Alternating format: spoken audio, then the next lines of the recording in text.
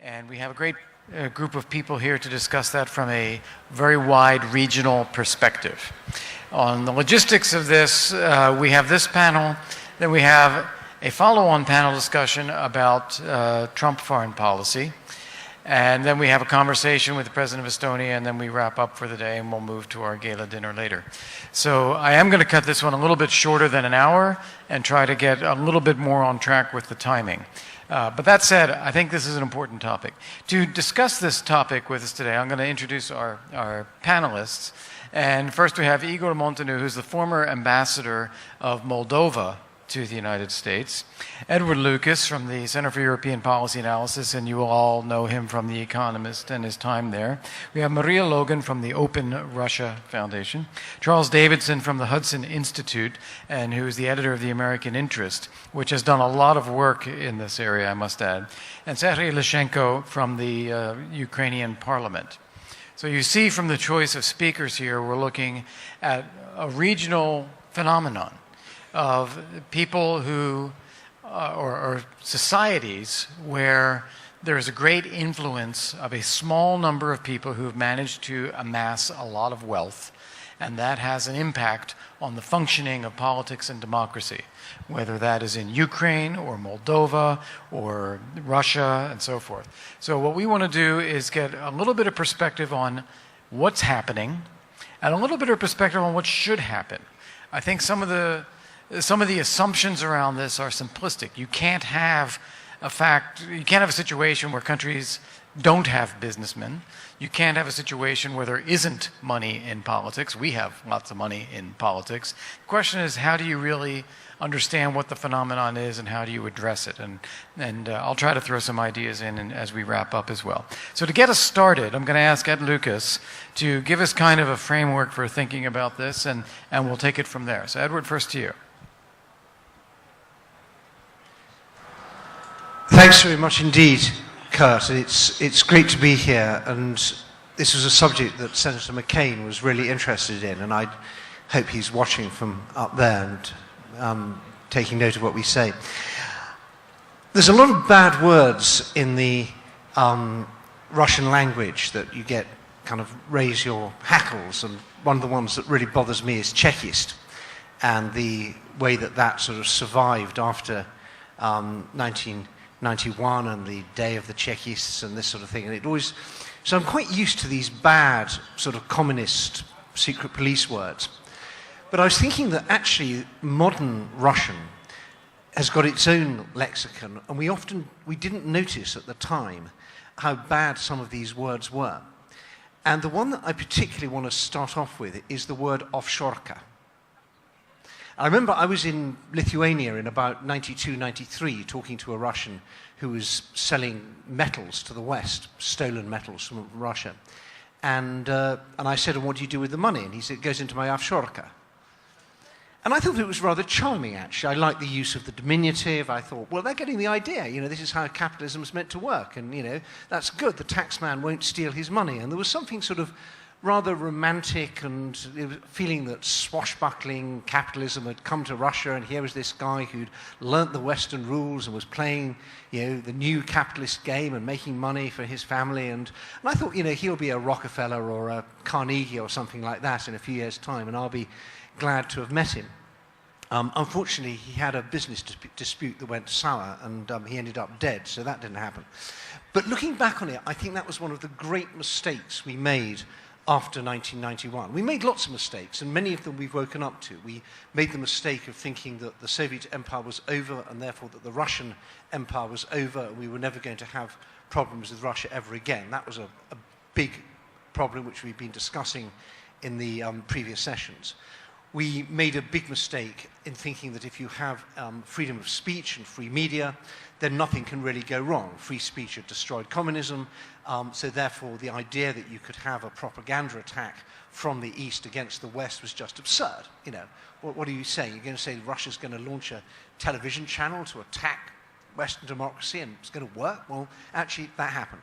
So we sort of woke up to the idea of disinformation very belatedly, and we then woke up to the idea of hybrid warfare, that disinformation is just part of a much broader spectrum of things, including cyber attacks, the hacking and leaking, subversion, use of alienated social groups, and dirty money.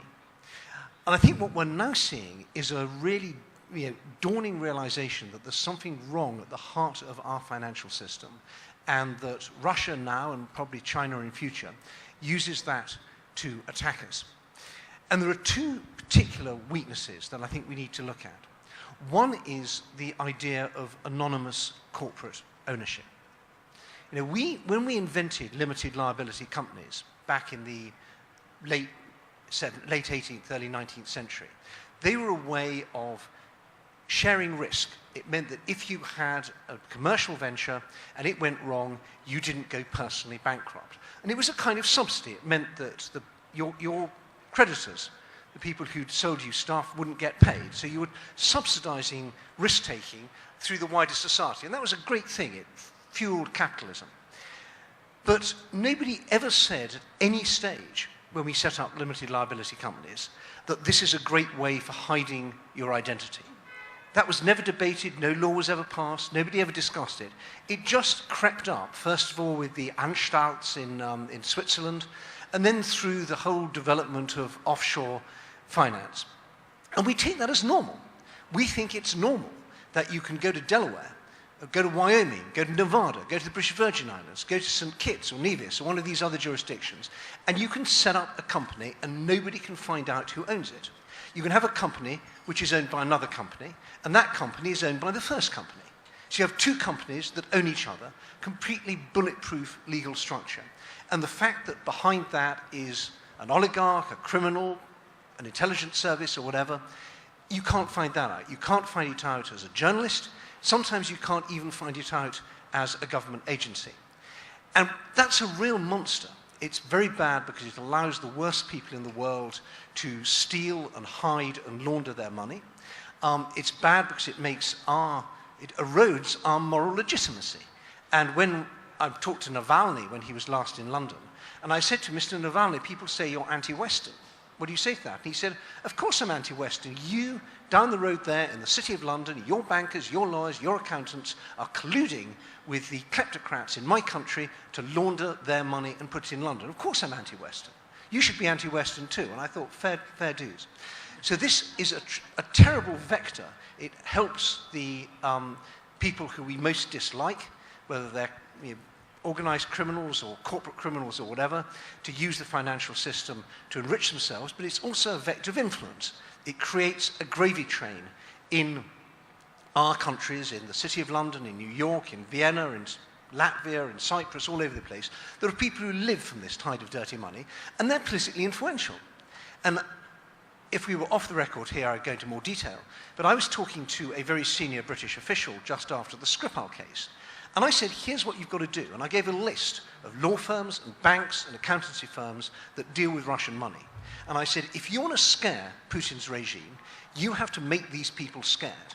You have to make them more scared of British law enforcement or American law enforcement than they are scared of losing their business from the Russian oligarchs and criminal companies and so on. And this senior British official looked at it and said, sorry, they're all Conservative Party donors.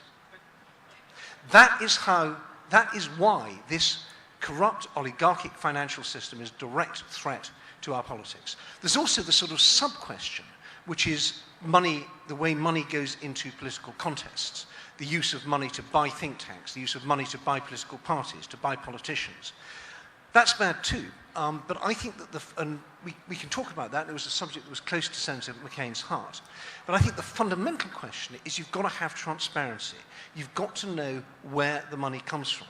Once you know where the money comes from, then you can start making decisions about, do we allow it, do we constrain it, are there going to be limits to how much you can give, how much you can give in a particular year, are there going to be things you're absolutely not allowed to do. We can do all these things afterwards, and I would argue for a much tougher regime than we have. And I think the fundamental thing we've got to do is to get to grips with this whacking great hole in the heart of our financial system of anonymous channels for dirty money. There's plenty of dirty money that isn't anonymous, and that's bad too. The fact that Russian companies can list on the London Stock Exchange is terrible. But I think you've got to start somewhere, and I would say let's start with the anonymity. And that, I'm afraid, is not just a matter for offshore, what we used to call the sunny places for shady people. That is the City of London, it's many states in the United States, it's many of our most reputable banks and law firms and institutions, and they're all in it up to their necks. Mixing my metaphors, they're all riding business class on the Kremlin gravy train, and we've got to do something about that. Thank you very much, Edward. And since we started on Russia, I'm going to go with Maria next. And what I'd like to ask you is what Edward was talking about was the role that Western financial systems are playing, or Western city governments or people or governments are playing in enabling oligarchs. What is the role that they play inside their own society? Taking Russia as an example, how does this affect politics, democracy, governance in Russia? Well, I have to first, with full disclosure, say that Open Russia has been started by Mikhail Khodorkovsky, who still a lot of journalists and media refer as the oligarch living now in London. I would disagree with that because, you know, being an oligarch and being an exile is something doesn't work together. But nevertheless, I just want to make sure that, you know, I'm here with full disclosure that Mr. Khodorkovsky is behind Open Russia. So in terms of oligarchy or Chekist, the new oligarchy of Putin's regime, and what role they play in Russia, I want to refer to you to an op-ed written by Mikhail Khodorkovsky this spring, Know Your Enemy. It was published in the Wall Street Journal. And it was a good op-ed because it described Russian state or Putin's regime as a regime of, as a mafia regime, a state that's been captured, or the state that is a hostage of a few, about 100 very rich individuals. A lot of them now are with KGB, FSB background. They accumulated enormous wealth during Putin's past 18 years that make, Kremlin still makes the decision, but they are enabling the money that they have enabling the regime in Kremlin to do everything that we're been talking here for 2 days. You know, disinformation war, propaganda, Syria. We now know of Russian mercenaries in Syria and in Central African Republic. We also know that Wagner has been founded by Mr. Prigozhin, also another very close associate of Vladimir Putin. So this, the way to look at it as Russia today is not as a sort of normal state that has dictator in Kremlin. Let's look at Russian state today as a hostage of this group of about 100 people. And if you accept this, I know it's very difficult, especially for diplomats to accept this, but if you look at this problem, you know, and you recognize that this is possibly right, then you start looking at what the measures should be. Is it about buying another plane, or is it about putting stronger defense to Russian military force, or is it simply about going after this 100 people and simply investigating, finding where their money allocated, seizing that money, and sort of basically seizing their operations outside of Russia? So this is the way we look at Open Russia. We started a project last year called Dossier. Am I pronouncing it right? Dossier. Charles pointed out dossier in Russian, or dossier. So the simple, the goal of that project is to focus our attention on this 100 people. At the moment, we have 59 people on that list. We published it after the US Treasury published their Kremlin list. So we have 59 people. Among the first 5 are Rotenbergs, Timchenko, Prigozhin, Kovalchuk. I mean, I can continue. We focus on these people. We put information publicly available and not so publicly available together.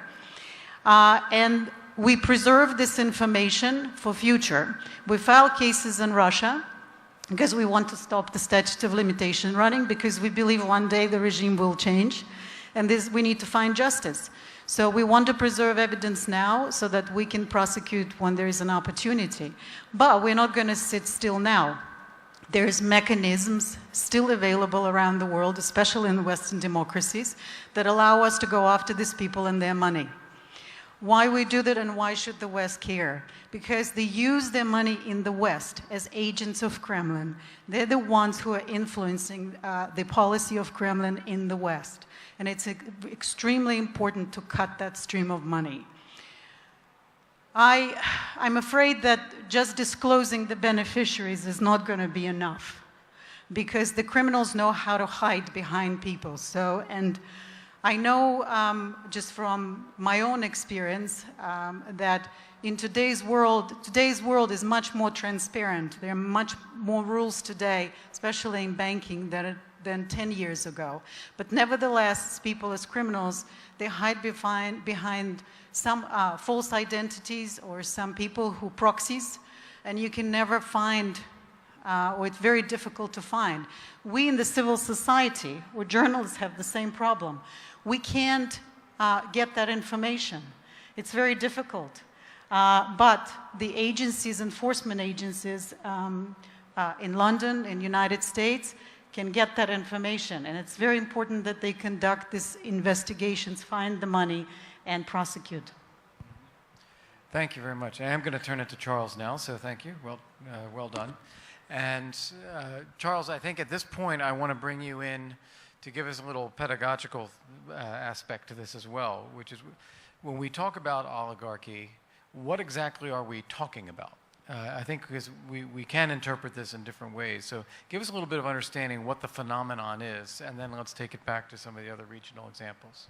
Okay, great. And we can move away from Russia a little bit there, perhaps. Now, of course, oligarchy is refers, the word is about a very small number of people wielding political power. It doesn't necessarily imply that they also possess economic power.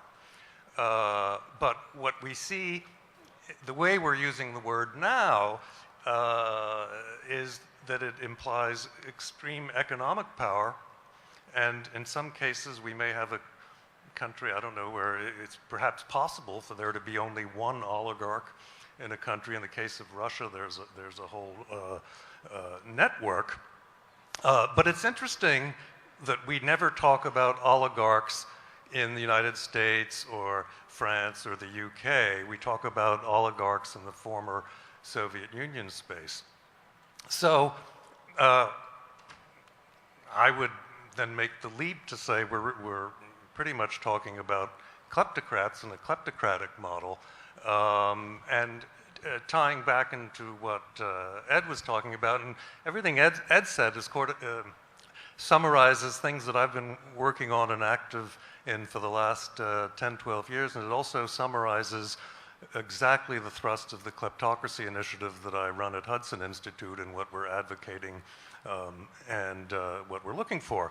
But oligarchy, as we are talking about it, is really kleptocracy, and what we're really talking about is authoritarianism. Now, I don't really give a hoot about kleptocracy or even oligarchy for that matter. What concerns me is what Dan Twining was framing, which is the conflict we have in the world between democracy and authoritarianism. And it turns out that we have a new model of authoritarianism / oligarchy, we can throw that in, which is different, because all of the current authoritarian states, I dare you to find me an example of any country in the world that is authoritarian, that is not structured in a kleptocratic manner. And I'll very briefly give that model, with perhaps the exception of China, since Xi has really consolidated his power, because there have been a lot of changes in China. Although we modeled it a few years ago as being very clearly kleptocratic, that's less clear now. But just adding, I mean, the definitional stuff and the education, I mean, everything Ed said there is absolutely correct. But if we look at this phenomenon of modern oligarchy, kleptocracy, authoritarianism, and the role that we in the West are playing in enabling it all. There are really three stages to the business model or the way kleptocrats are operating. First, they have to steal the money from their home country in the first place. Then they have to move it out of their country, because this is what we see in all of these cases. I mean, we could have authoritarian states where there's an authoritarian, an oligarch, and the money stays in the country. Well, that's not what we're seeing. We're seeing it come out and coming into the West where the assets are protected. And then in almost all cases, there's a third stage, which is not rehabilitating, but habilitating, shall we say, sort of need a new word for that, your reputation so that you can function and integrate into the global society of the extremely wealthy. Because the whole objective for most of these people starts with getting very rich, and that appears to be the primary motivation. Now, then there may be a fourth stage, and this is perhaps what could be most worrisome, which is after you have hired the PR firms and the enabler industry has really done its job, you're then considered to be a Democrat, a liberal, somebody really constructive in Western democratic society. But in fact, that's all smoke and mirrors. It's not where you come from. You may have murdered 50 people in your past and all of that. You're a gangster. So even though you're perceived as being fine from the perspective of a lot of people within liberal democracies, you represent a stealth concentration of wealth, which can then be used surreptitiously to subvert liberal democracy. And we see many examples of this, certainly to this audience. I mean, I can't mention any names, but I'm sure to many of you this may resonate a bit. Thank you very much. That's fascinating, because I think you're getting beyond the superficial label to say what's actually what we're talking about and how does it impact. Igor, can you give us some examples then, if we're going to turn to examples of Moldova? What have you seen in your country as it relates to what we're talking about? Thank you very much. I'm excited to attend this conference, and speaking about oligarchs and authoritarian regimes is generally a very large attraction. Well, I will start by saying that irrespective to the variations in defining the phenomenon, we all face it. Throughout the region, there are new monuments of impunity created to avoid formal rules and make wealth through the informal rules. At the origins, all oligarchs are somehow deti capitana granta, as you may remember from Ostap Bender, from the Ilfen Petrov, because they have accumulated wealth through unclear proceedings, through, let's say, the first wave of privatization. And they understood, oligarchs in our region, particularly in Moldova, but probably this is true for other countries, that it is not enough to be kleptocrats. It is important to keep control over the rules of the game.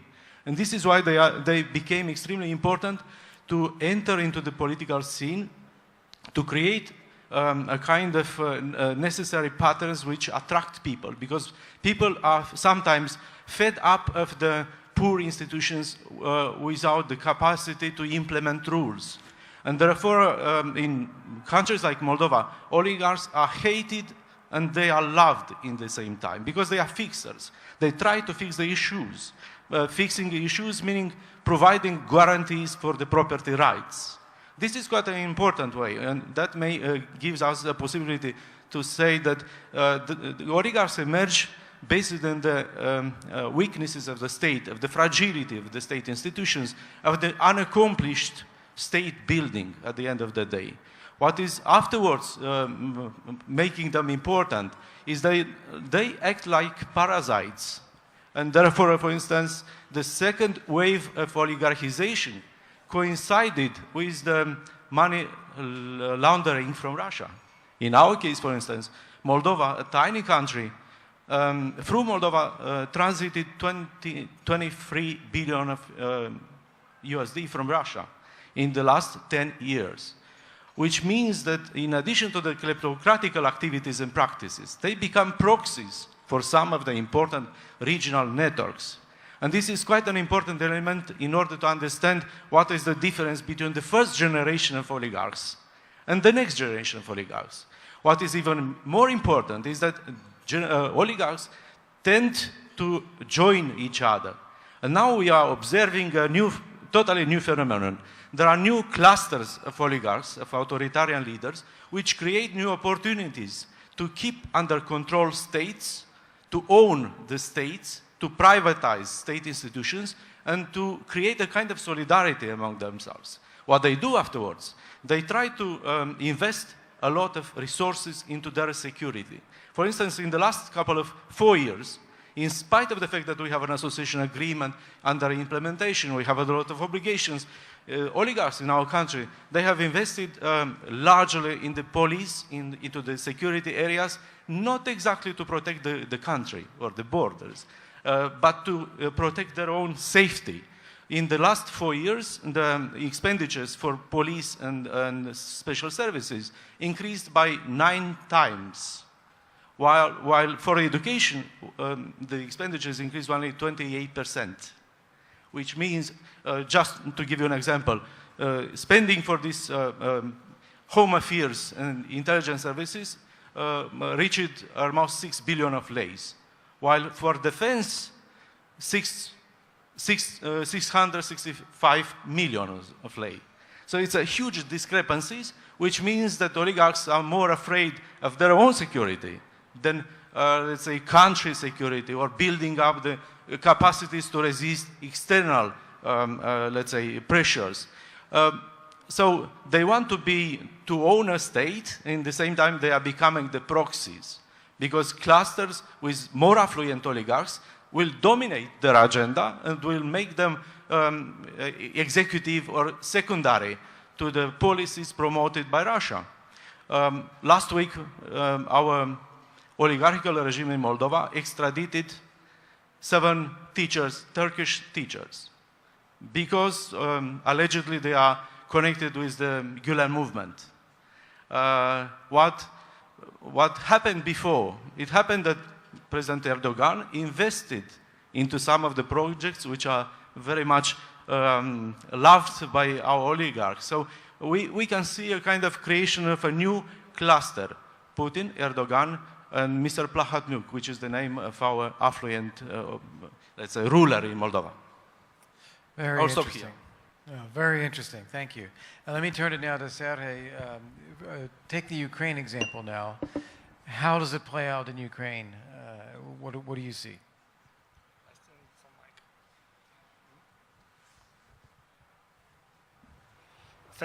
Thank you, and big pleasure to be here again with my friends. So, Ukrainian oligarchs have less money than Russian one, but Ukrainian oligarchs are more famous abroad and in US because almost all of them are mentioned in last criminal case investigated by Special Prosecutor Mueller, because all of them paid money to Paul Manafort, who was found guilty a few weeks ago by American justice. And the Ukrainian oligarchs more lucky because they were not sentenced to be in jail, and some of them are even invited to US, even to finance some campaigns of American candidates of presidency. So in this sense, Ukrainian oligarchs are more progressive ones than Russians because they achieved more in sense of the legalization. But of course, I'm sure they are not less toxic for Ukraine than Russian oligarchs for Russia, and so for the whole world. What we have now in Ukraine, oligarchs played an important role in year 2014 when street protests started in Ukraine, and when previous President Yanukovych was removed from power by protesters. Oligarchs decided to support protest forces as well as they supported Yanukovych before, oligarchs decided to support now different candidates for upcoming presidential election 2019 and then for parliamentary election. So in some sense, in Ukrainian realities, oligarch system is more politically, let's say, pluralism-based system, when oligarchs have their own TV channels and they provide access to the channels for different politicians. It is easier for political forces to be present in media and in political arenas than comparing to previous experience when autocratic regime limited access to media for their opponents. But from another side, of course, it's the worst role for me to say compliments for oligarch system. Of course, oligarch system destroyed Ukrainian economy as well as it destroyed economy of our neighboring countries. And now Ukrainian oligarchs even more influential than they were before. Because Yanukovych in some sense controlled oligarchs, he wanted to be super oligarch and he suppressed to be under them. Now Ukrainian oligarchs powerful, they have their TV empires, they have their pocket politicians, they have influence on legal and judicial system, they invest in money in different candidates, and even some oligarchs from past now come back to Ukrainian politics, like close relative of Mr. Putin. His name is Viktor Medvedchuk. He is a former head of presidential office of Mr. Kuchma, second president of Ukraine. Now he's going to come back to Ukrainian politics on upcoming parliamentary elections, and he also has all attributes of oligarch. He has at least 2 TV channels. He has influence on politicians. He has even now influence on judges. I know this for sure because I am suited by Mr. Medvedchuk into the court, and now I found out how it works from inside. And we have old oligarchs like Mr. Akhmetov, very close relative of Mr. Yanukovych, who has conspiracy with current president of Ukraine, and he enriched himself from energy market very effectively. And we have new generation of oligarchs grown up from agricultural business. So in some sense, Ukraine is a country of oligarch renaissance. And this is very bad because it means much less room for political competition and for real debates about Ukrainian future on the democracy-based rules.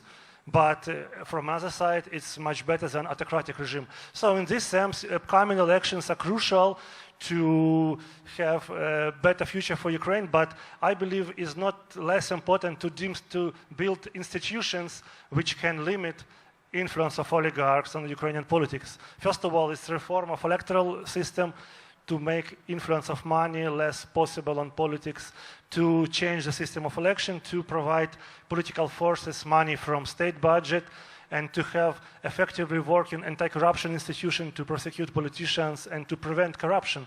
And also to make some specific steps like limit of paid TV advertisement during electoral campaign, because in Ukrainian reality, 80% of money for campaign goes to TV advertisement. That is why it's so simple for oligarchs to make pocket politicians, because they just provide them access to media and allows them to have advertisement for free. From this moment, they become slavers of these oligarchs. So this is reality for today in Ukraine, and I believe we can achieve a lot in upcoming future, but we still have chance to lose a lot. We have the risk to lose a lot in upcoming future as well. We are a country in a crucial moment now. All right, thank you very much, Sergey. So what we're going to do, I have a question. I'm going to take 2 questions from the audience, and I want to then have one final thought and then wrap up. But the question I have, and I guess anyone can answer, but I'm really thinking of Ukraine and Sergey. You described a system where you have a plurality within oligarchy, and Charles, you described that it's not so much the economic power as political power. And here they've all kind of collided in Moldova, in Russia, in Ukraine, where you have economic power that is driving political influence. We're never going to have societies without wealthy people and without money in politics. Is the thing then to regulate how and to make it pluralistic? or is there something else that needs to happen more fundamental? And Sergey, you threw out a few ideas. Let me let you address that, but then maybe Charles and Edward. Okay. Well, the money in politics issue, and there always being rich people who influence politics. I mean, if we look at the situation we had in our country, the United States, fairly recently, before Citizens United, for instance, that brought a lot of money into politics. But I think we see that it can be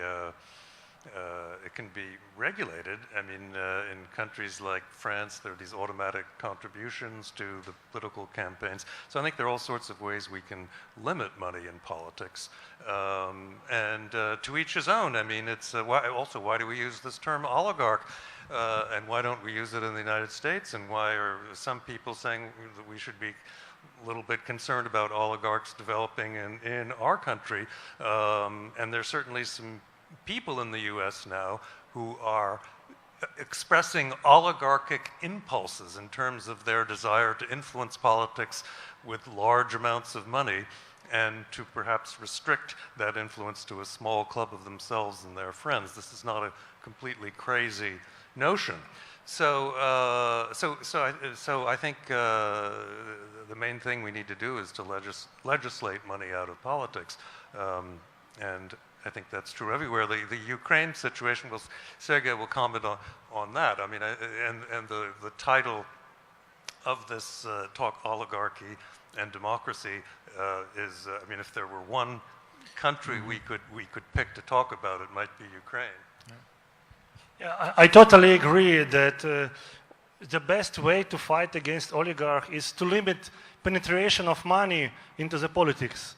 So since you start hunting against one oligarch, another oligarch feels themselves beneficiaries of this hunting, and it's almost impossible to destroy oligarchy this way. Of course, it's important to prosecute some oligarchs, and if some people went to jail during last few years in Ukraine, I think it would be great. But it has not happened, and in such situation we have now, the best way is just to limit their influence. To limit TV advertisement on TV is very important. To have politicians accountable how they earn money, who are main donors, and how they spend money, what's the purpose for, and prosecute them for misuse of their political position. In Ukraine, we have now main parties are financed by oligarchs, but if you look on the official records, some parties are financed by pensioners. So they don't have money for ordinary living, for a regular life.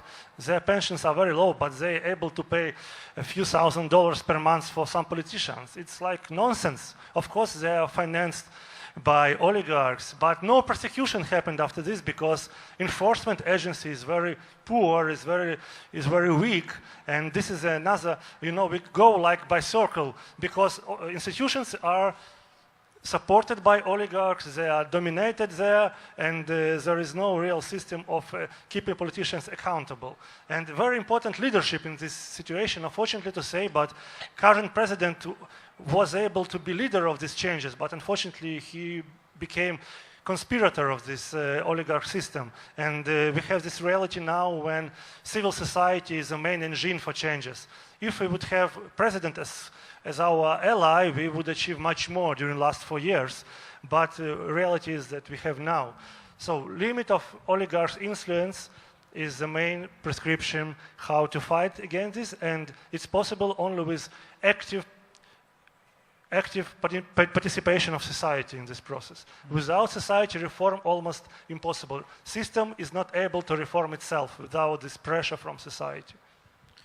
All right, did you want to comment on this, Edward, or do you want to wait for a new round? Just very briefly, you've got to end the climate of impunity. And we have, leaving aside Russia, where the people who run the country also own the country, and vice versa, we have in the West a few examples of rich people going to jail. We have very few examples of rich, powerful people going to jail. We're not very good at prosecuting white-collar crime. America perhaps stands out on that. But if you don't have that climate of impunity, then the reach of these crooked, rich, powerful people just grows and grows, and it starts off buying politicians, and next thing you know, they're buying judges. All right, we have 2 audience questions, if I can. Do I see any hands? Yes, Chris Walker, back on my left. If we get a microphone back there, stand up. National Endowment for Democracy. So I wonder if the speakers would say a word between the relationship between Russia's oligarchs and the kleptocratic system and Ukraine's system, and the extent to which that relationship impedes Ukraine's prospects. So Sergei, maybe, and Okay. Edward. So a comparison between Russia and Ukraine. And is there a second question?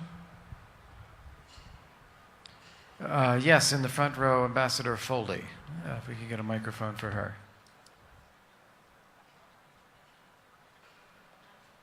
Ambassador April Foley, formerly ambassador to Hungary.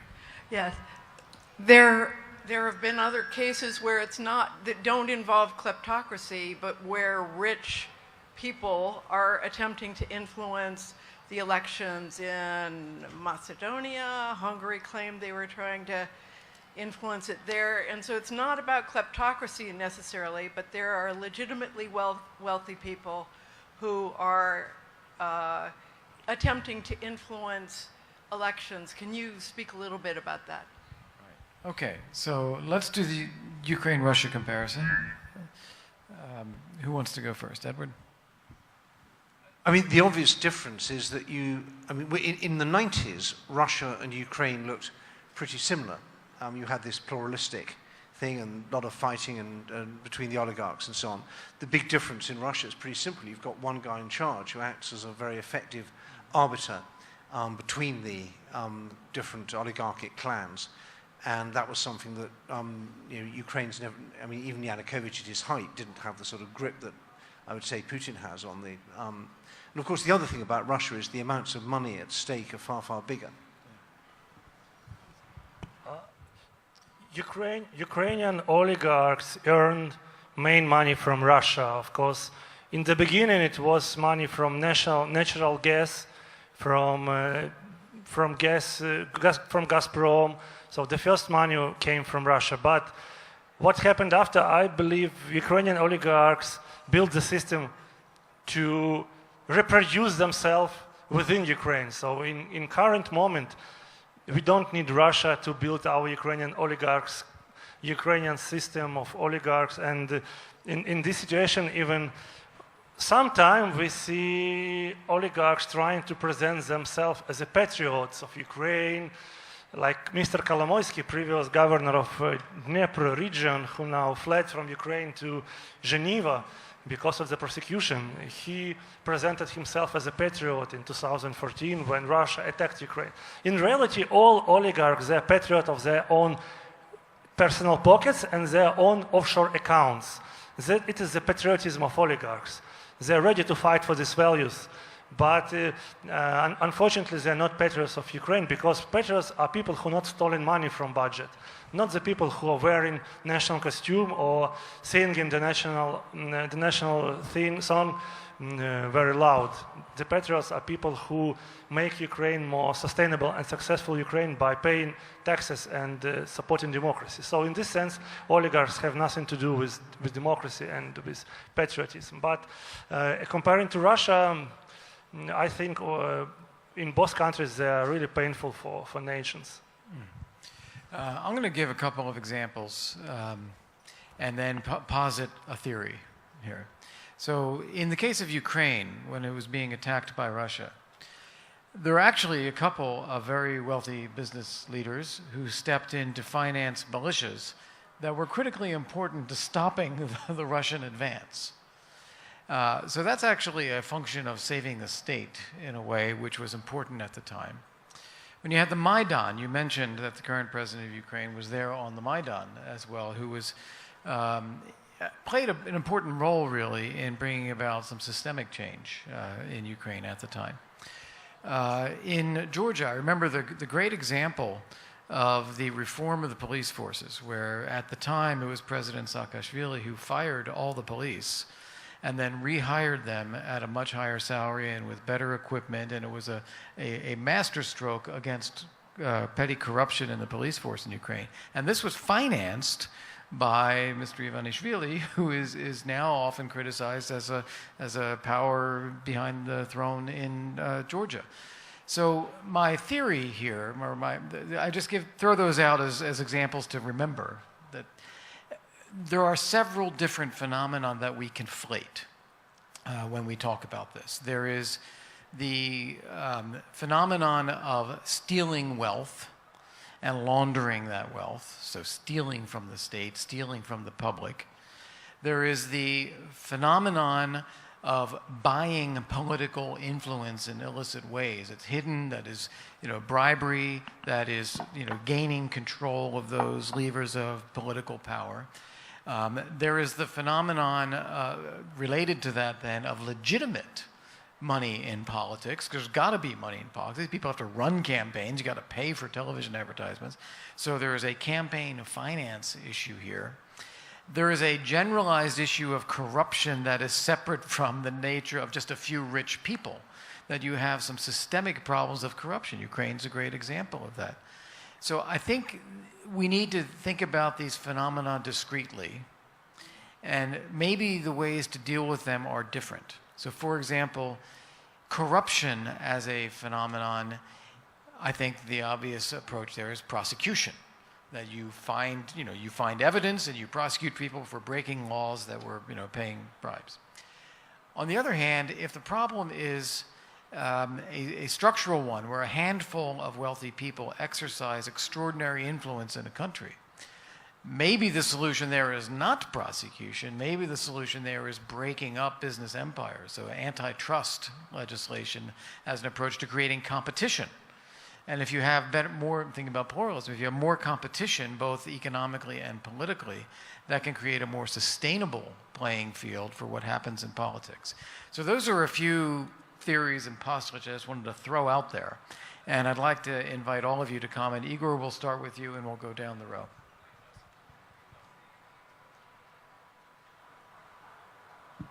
Douglas North has a very interesting definition between open access orders and limited access orders, saying that all the societies differ in intensity, providing access to services, to goods, to protection, to justice, etc. And in our cases, where the oligarchs are becoming the stronger forces, let's say, of the states, they control the rules of providing access to some of the goods. And this is the major problem of the system in unaccomplished transition.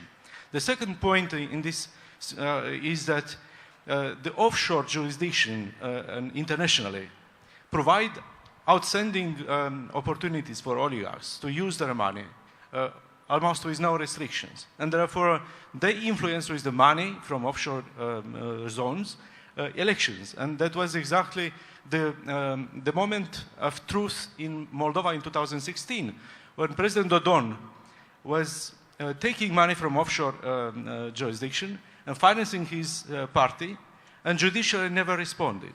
Never responded because Mr. Plahotniuc provided cover to it. Now in 2018, Mr. Plahotniuc is giving indications to invalidate local elections in Chisinau. And the judiciary, all three instances, they replicated the same decision of the first instance, simply stealing the victory from the opposition parties, because he believed that it will be a kind of insult that somebody from the opposition parties will take the rank or the highest position in the municipality of Chisinau. This is how the oligarchical power or oligarchical actors behave. They restrict the access of the opposition parties to power or to alternative to power, and they try to, in fact, assemble their own understanding of state, a state that only works for the interest of this group of people. I think in order to approach in a very systematical way, we have to make some changes in the use of the offshore jurisdictions throughout the world. Netherlands and Dubai, Amsterdam and Dubai are the most preferred destinations for Moldovan oligarchs. Why? Because they have access to their money. They change the properties through the Amsterdam and Dubai. I think that in addition to the political competition, we need to adjust the necessary international instruments in order to prosecute these abuses of power and this easy access to unregistered properties and resources. Well, I completely agree with that, and I think that I like your sort of typology of different forms of things to worry about. These are all things you can address at a national level with national legislation, so long as you've not got this phenomenon of invisible money flooding in from outside. And I don't know how a country like Moldova can legislate to clean up its politics when you've got the Western financial system as the sort of accomplices of the worst people in your system. So I think we've got to. I slightly disagree with you, Maria, that I think that it's a building block at the very basis to know where the money's coming from. Once you know that, then you can start doing other things. But if you've got money being professionally laundered by the Western financial system, it puts you at a huge disadvantage. And there was a question about Soros, I think, and I think that's completely legitimate. There's no secrecy. Soros is absolutely transparent. He puts money into causes that some people may like and some people may not like. There are other people who also put money in, but I think that there's a kind of category difference between people who are influencing politics legally and transparently, and people who are doing it untransparently or with criminally acquired money. And I'm getting a signal we're running out of time, so if you could just be very brief, Maria. Yeah, just on Russia, I think we're at the stage where there's no rule of law in the country. We can only sort of work outside and keep campaigning for more measures taken in the West. Export of corruption is a huge problem. It affects Western societies mostly, and there needs to be measures taken. There are rules on the books. Anti-money laundering regulations exist. Disclosure of wealth in a certain way exists. It's not perfect, but it does exist. But the governments, the enforcement agencies, needs to enforce their own rules. So we are going to move to the Ukrainian problem once we have a different regime in place and we return on the path to democracy. And it's for us in Russia, it's very important to see a success in Ukraine and how Ukraine deals with the influence in politics today. All right. Well, we need to be very brief here. Just an aside, really an aside on the Soros front, there is the issue of how transparent are his own finances as opposed to the money that he's giving to various causes. And that's maybe not a trivial matter. Otherwise, I think these are very interesting typologies that Kurt brought up. And I think what it amounts to is we really need democracy. We can't count on Lee Kuan Yew in the Singapore example. There's just not very many human beings out there like that. Great. All right. Well, thank you, Charles. And Sergei's graciously said we can move on. So I want to thank all of you. A fascinating topic and discussion and needs a lot of work. So I encourage all of you to be thinking about this.